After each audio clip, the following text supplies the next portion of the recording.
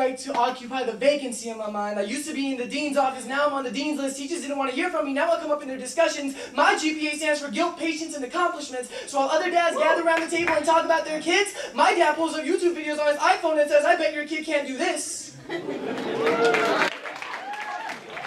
going on? My name is Danyial. My day job, I work as a public relations assistant for the University Student Union here on campus. But I'm also a poet. I'm a slam poet. I've been competing in poetry slams since I was 16 years old. I've been writing poems since I've been 6 years old.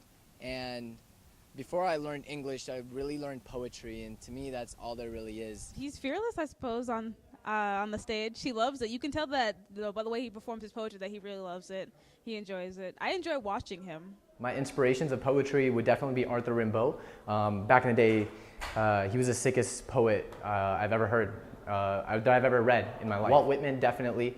Another major influence on the way I write is William Butler Yeats and his imagery. So it's a lot of written poetry, but when it comes down to actual spoken word poetry, I tend to focus on a lot more underground artists. I listened to a lot of Def Jam poetry when it was actually on HBO. But nowadays I like to go to open mics and see the local talent.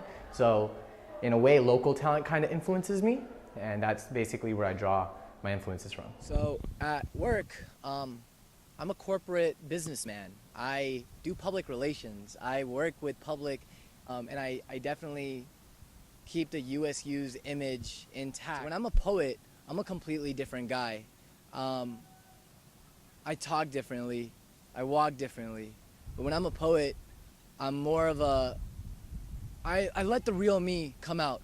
Busting a Mission Impossible, sneaking report cards from mailboxes like Playboy mags. I hide my F's in my room underneath my bed, in the crevices of shower curtains in between desks. I tape report cards to the inside of dryers, even stuffed them in milk cartons. I was fucking set. No one saw my report card, don't have to worry about shit. Swag.